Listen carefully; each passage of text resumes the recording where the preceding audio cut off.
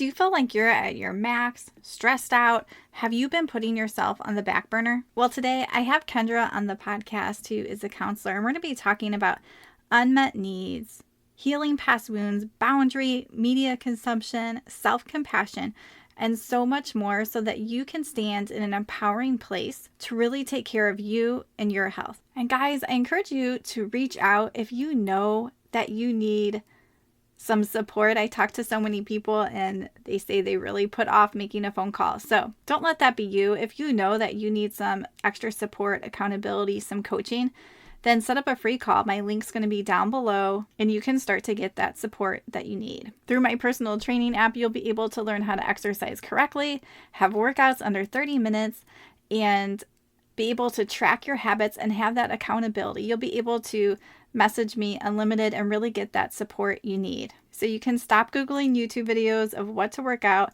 stop not having a plan, and really start to stay consistent.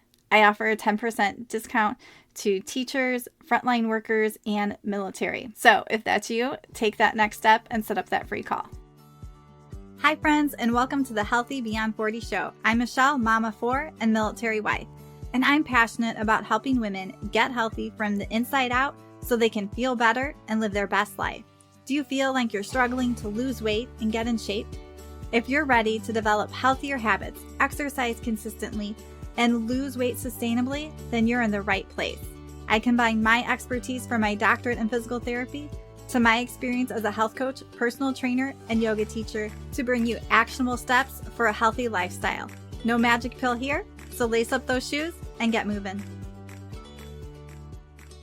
All right, I'm so excited to have Kendra on the podcast today.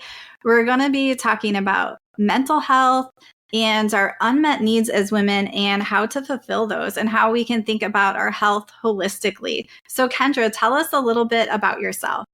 Ooh, all right. Let's see. So I am the founder and CEO and host of Fulfillment Therapy. I have my own podcast. I've loved doing that so much more than I anticipated. I'm also a therapist and my husband is as well. So we've been loving that for the most part. And a while back, I actually did personal training. I still am a personal trainer, but I mostly focus on mental health and wellness now. So that's like in a nutshell. Oh, and I'm also a mother of 4.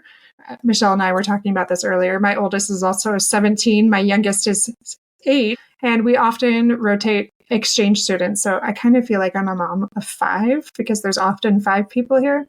So yeah, it's just a blast, very busy and fun. And my kids are in those really fun stages where you get to see them learning what their interests are and diving into those and seeing them get better and better. So I love this stage of life. Like I have so much more energy than I did as a young mom, and it's beautiful. Yeah, I love that. More energy even as you're aging.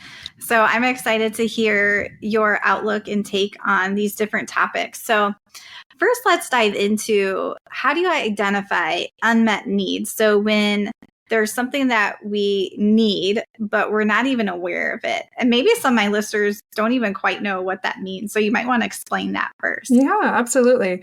I remember when I first came across this when I was going to school again for the second time, getting my master's in clinical counseling. And when I looked at like or a lot of people have heard of Maslow's hierarchy of needs, but this like really resonated with me because if you haven't seen it, it's a pyramid and it breaks it down into different areas where we have like at the bottom is our basic needs and then our psychological needs. And then at the top is those self-fulfillment needs, which is where I love to focus on. But at the bottom, you might have that population of clients that they're always putting out fires, like they're just barely surviving. And they just don't know what's wrong, but they are dealing with things that are more like, where am I going to sleep at night? Are we able to pay for rent? Do I have enough food? Like their basic needs are not being met. And in that middle area, you have those other needs like self-esteem or that feeling of accomplishment, or relationships might be struggling here, those love needs. And so you learn to understand those a little bit more. And we can go in really into a lot of depth with each of those areas, but just understanding somewhat where they are. And at the very top of the pyramid is those, like I said, those fulfillment needs where we reach our higher potential and we are more creative. We're doing things that help us become who we want to become, who we feel like we're meant to become. And when we're just staying in that bottom area of those basic needs, it's really hard to feel true joy and fulfillment because, like I said, we're just putting out fires instead of thriving like we really want. So the trick in this, identifying those needs, is some psychoeducation, some help, some coaching, therapy even, because this can be complicated, but also doesn't have to be. Like you can just, like a quick self-check would be like, are my basic needs met? Do I have security and food and water and shelter? Probably, most of us do.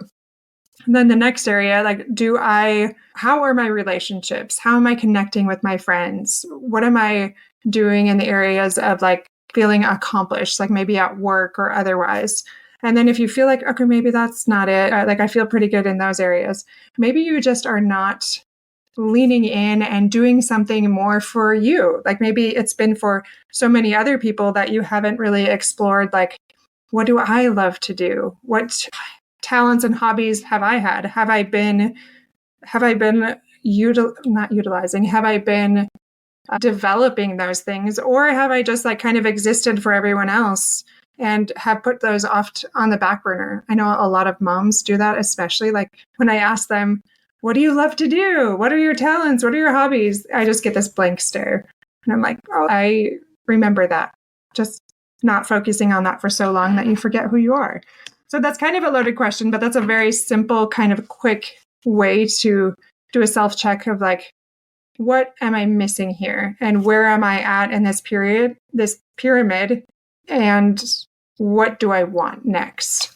Yeah, I think it's so easy to just go on autopilot and we keep doing what we're doing. And a lot of times we keep saying yes to other people and other things, kids, family, things that can be good.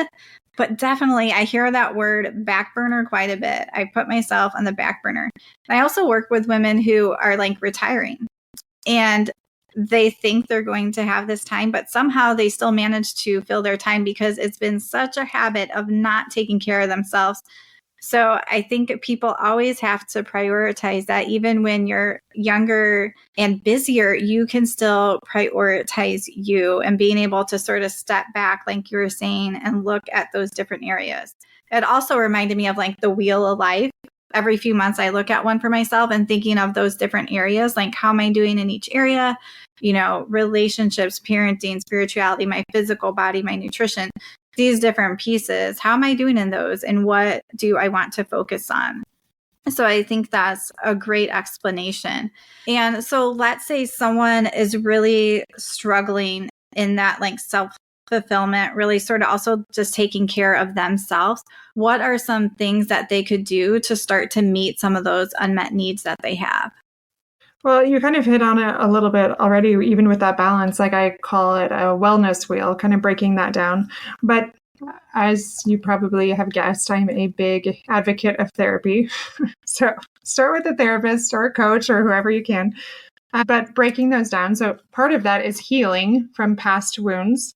And that's a huge part because otherwise we are just putting Band-Aids on things. So healing from those trials, those battles, those traumas that you've experienced, that is really foundational to it.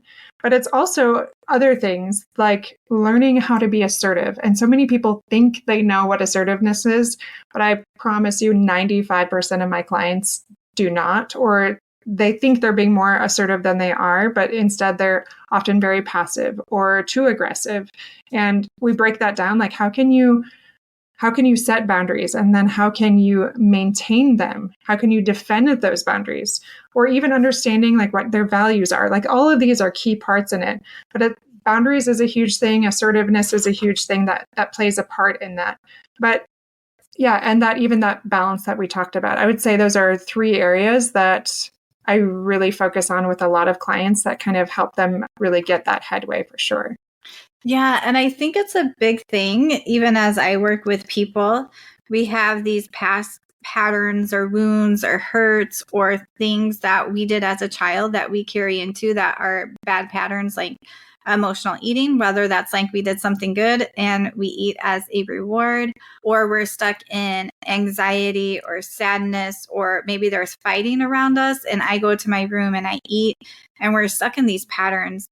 Are there any other, because I think sometimes a lot of people aren't even aware of those and how they're really affecting their health. So I gave some, I don't know, are there any more that you can think of, just so if someone's listening, it will trigger like, oh, maybe that's me. Are you asking, just to clarify, like ways that we escape and what kind of things that we might do to avoid? Yeah. Like what are other patterns like that people might be doing, like that might be, oh, that might be a little cue that I need to get help and work on that to really better my health? Yeah, that is a great question.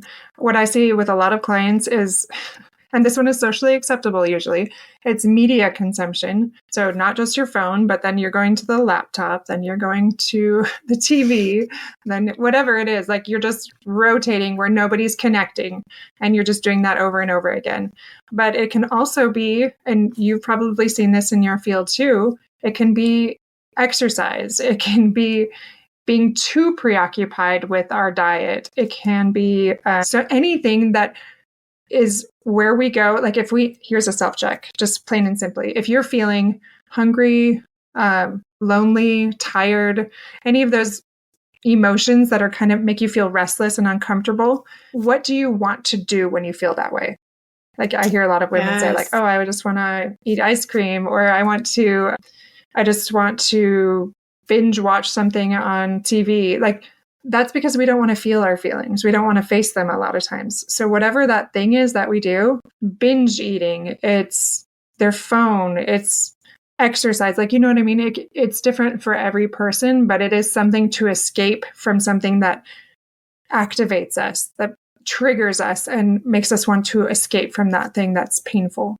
Yeah, I love that. In my personal training app that I use with my clients, I have a little group chat, and I usually send some type of video each week to everybody as a group, and everybody can share. The uncomfortable feelings was one of the ones we did, and people had to share what uncomfortable feeling they have and can they sit with that? What would that look like instead of reaching for food or doing something else? And I think that is huge. So look out for that, guys. When are you having an uncomfortable feeling or sensation that you want to escape? And can you sit with that? How can you sit with it? Because I'm sure that you can. And using that word escape, am I trying to escape something? Maybe a conversation with someone, maybe my own children, or whatever it is. What am I trying to escape? And use that as a cue that there's something there that needs some work on. Okay, so I love that. So also tell me a little bit. So I find so many women are sort of at their max. They're overwhelmed, they're stressed, they have no time, their plate is full, they're trying to balance all these things. And how do they still find that greater fulfillment when they're at their max? Yeah, I would say first and foremost, it's compassion, self-compassion, acceptance for the stage that you're in. Like I didn't have a lot for myself, I feel like, when I went through that stage. And yet as I have my clients come in over and over again, I'm like, oh, this too shall pass. Like this is just a stage. You're going to get through it. But just having that self-love, and I know that's easier said than done, but it is very much just learning to let go and control what you can control and allowing the rest to let go. Like I did a pretty good job of exercising throughout all of my pregnancies and all of those things. And I know some women are not able to do that for one reason or another. But there were times when I had like a baby in the NICU, or I was healing from a C-section or something where it wasn't realistic to do those things. And that's okay. Just giving yourself permission to not be perfect, to let down some of your unrealistic expectations. And then the other side of that, like there's a balance in all things, right? The other side of that is very much not, I tell my clients this all the time. If it's important to you, you'll find a way. If not, you'll find an excuse. And I know a lot of you have heard that, but I think that all the time when clients are coming in over and over with these same problems, and like, if it is important to you, you will stop justifying these things and you will find a way.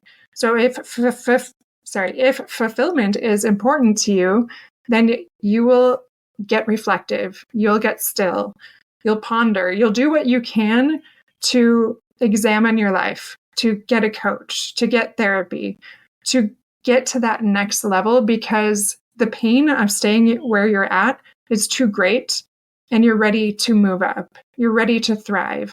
And that could be a small incremental step. I love James Clear and BJ Fogg that talk a lot about there's that incremental growth, that 1%, those micro adjustments that we can make.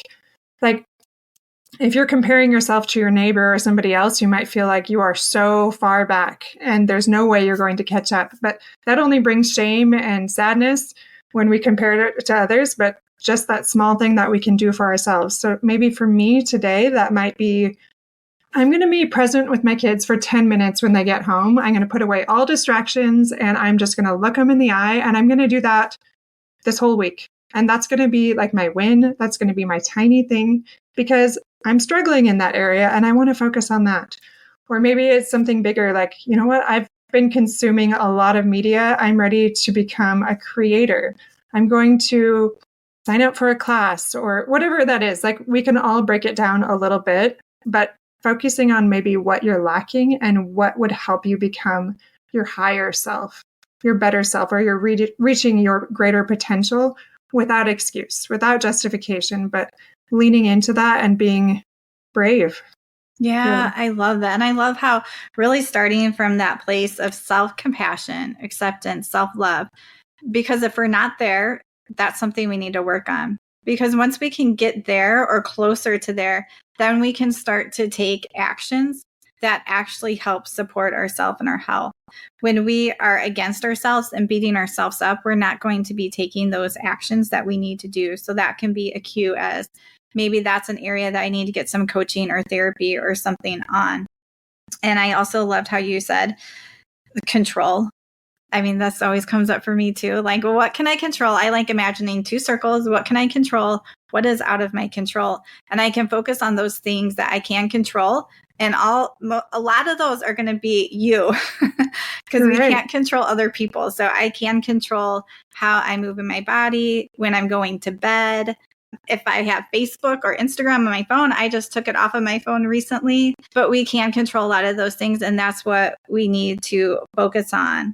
And I think the other thing as you were talking that I thought of was just sometimes we don't know the possibility of what is possible for us. And so that can keep us stuck too. So we really have to get quiet, open our mind, maybe talking to a good friend or a coach or a therapist.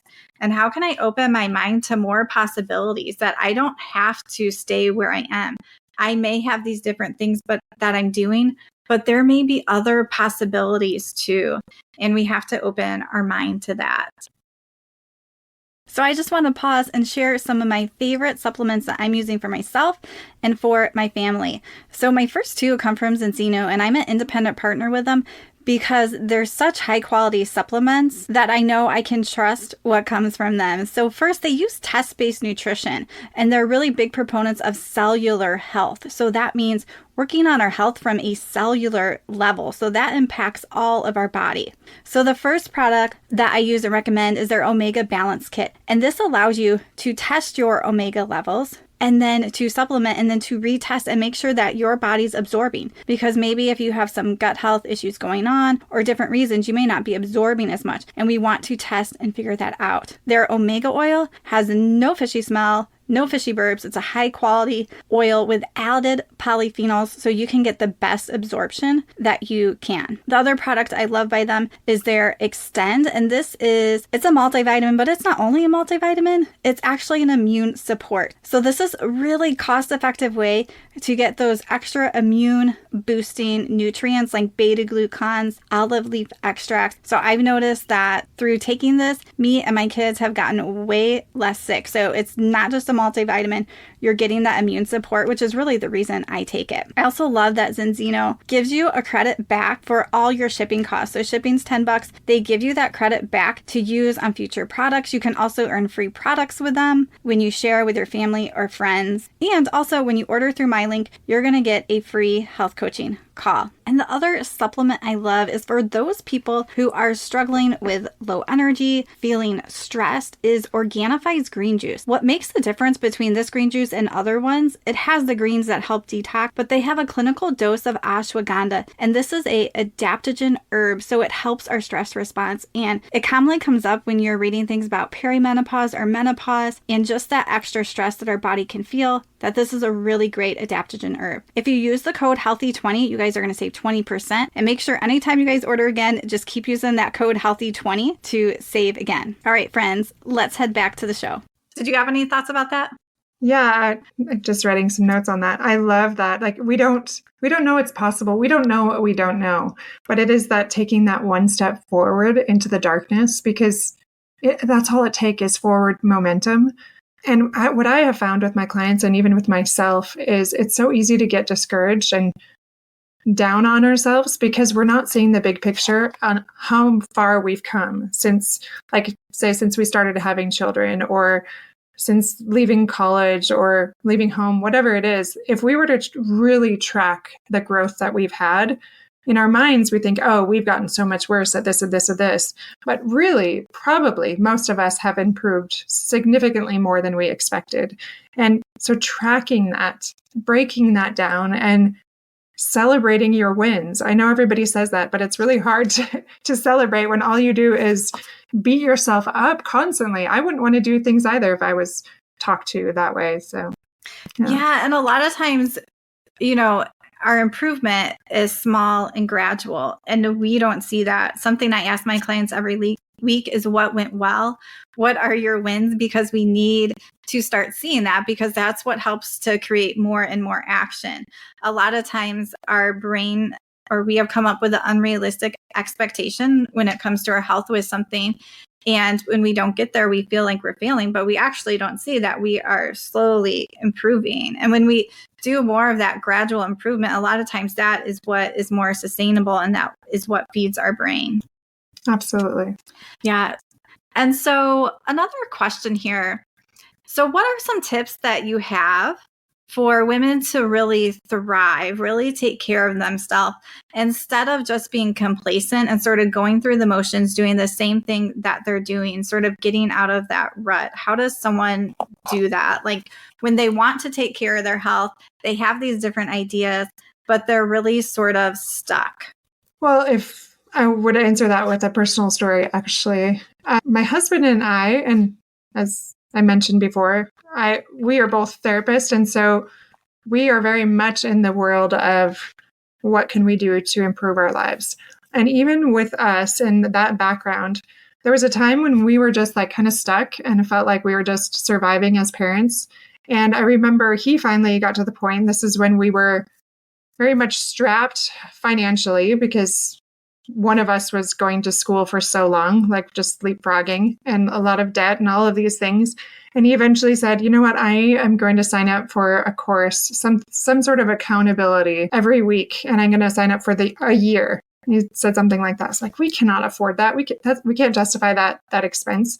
And it was incredible. Like that is the most motivated I have ever seen him. And he was just like on fire. He was doing things without needing any sort of prompting or nagging from me. And I was in awe. And that was the first time I think that we decided he decided to invest in himself. And I realized like that was a game changer. And he was an example to me in that situation of how important it is to invest in ourselves. Now, sometimes we do small investments, like maybe we have good insurance. And so it's not that big of an investment to do therapy, or maybe we have a really inexpensive gym or something like that. Like they're easy things, easy enough that it will help us and we'll keep improving. But there is something like once you are willing to invest in yourself, once you're willing to be, going back to assertiveness or advocate for yourself and say, you know what, I matter too, not just the people around me, not just my family members, and not in this like self-indulgent kind of selfish way that can be negative, but this like, I matter, my mental health matters when I am standing on that higher ground, when I am doing more to improve my personal life. It benefits those around me, my loved ones. So I'm going to invest in myself in whatever way I can that feels right to me. And because I'm a therapist, I would say therapy, or I would say any courses in those different areas you're struggling with the most. But first and foremost, heal the wounds and then invest in yourself in whichever way you feel like would be the next best step. And then keep taking that step forward, that step into the darkness that leads you to become your higher self, your better self. And that's where happiness lies. That's where peace lies. That's where fulfillment lies. And it just takes one step. Yeah, I love that. Thank you for sharing that story about your husband. And I think there is something even with clients that start to work with me, and when they start to invest a little bit of money because they want that accountability, they have that desire. It sounded like just like your husband had that desire. I really want to improve this area. And that can start to make the difference when you have someone else on your team, someone else helping see those things that you're not seeing so that you can get moving forward. And I love how you said advocate for myself, that I matter too. So if someone needs to hear that today, repeat that in your mind. I matter too. And it's not about being selfish, but I tell people all the time, no one else is really going to take care of you. Like, you have to do that. Even though I have a great husband and he will do things for me sometimes, it's really up to me to take care of me. He's not going to tell me to like eat a salad instead of a hamburger and french fries, or to go work out when I don't feel like it. It has to come from me, that I matter, and I have to be making that a priority while still doing the other things in my life. All right, Kendra, thank you so much for being on the podcast today. Feel free to share where people can find you, or if you have any last tidbit. Yeah, you can find me on Instagram, on Facebook, and fulfillmenttherapy.org is my website. On all the podcast platforms, Fulfillment Therapy is my podcast. And yeah, I'm sure you'll probably have it in your show notes. You can find me in all those places as well. But it's been a pleasure to be on the show. I appreciate you having me on. Yeah, yep. And those links will be in the description. All right, everyone. I hope you guys enjoyed this episode tomorrow. And remember that you matter, and take that next step forward in your health.